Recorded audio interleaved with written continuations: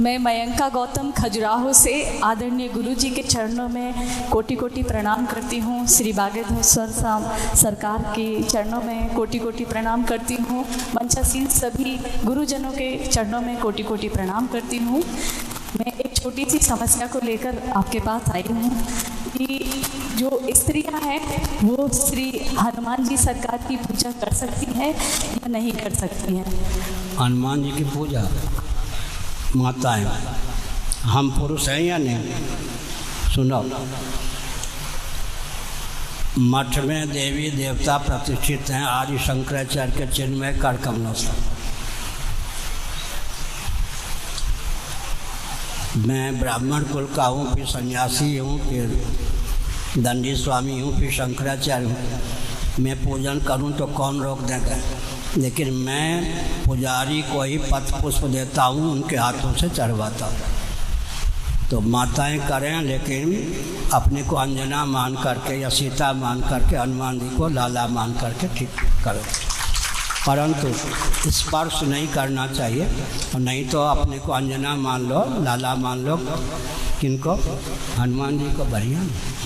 अब मैं अर्जुन हनुमान जी के तीन पिता का नाम लेता हूँ। हनुमान जी के कितने पिता हैं? 3। शंकर सुवन है या नहीं? और वायुनंदन है या नहीं? अंजना नंदन, तो बाद में केसरी नंदन है ना, के माता छोड़ दे। शिव जी शंकर सुवन, पवन तनय, वायु के नंदन और केसरी नंदन, 3 पिता हो गए हैं। 3 पिता हो गए। लेकिन शिव जी वायु भावापन्न हुए और वायु भावापन्न शिव जी फिर केसरी भावापन्न हुए। ऐसे अर्जुन के कितने पिता होंगे? नर ऋषि का अवतार नर, फिर कौन होगा? इंद्र के अंश से उत्पन्न हुए इंद्र, राजा पांडु। नर भावापन्न इंद्र, इंद्र भावापन्न पांडु। तो 2 पिता का अंतर्भाव एक में हो जाता है। ये हो गया 3 पिता अर्जुन के, 3 पिता हनुमान जी के।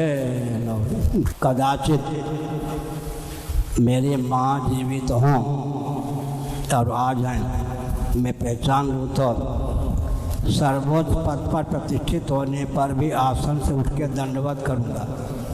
यह माता का इतना महत्व हमारे यहाँ है। और आपको इतनी क्षमता प्राप्त है, चाहो तो जगत जननी को लाली बना सकती हो, जगदीश्वर को लाला बना सकती हो, और जगदीश्वर जगदीश्वरी लाला लाली बन के आ जाएं। और कुछ चपलता का परिचय दें तो कान भी पकड़ सकती हो। जगदीश्वर के कान पकड़ने का, जगदीश्वरी के कान पकड़ने का अधिकार माताओं के ऊपर है या नहीं? पिता का प्रभाव संतान पे पड़े या ना पड़े, माता का प्रभाव पड़े बिना नहीं रहता। कश्यप जी का प्रभाव नहीं पड़ा, अदिति का प्रभाव पड़ गया। लो।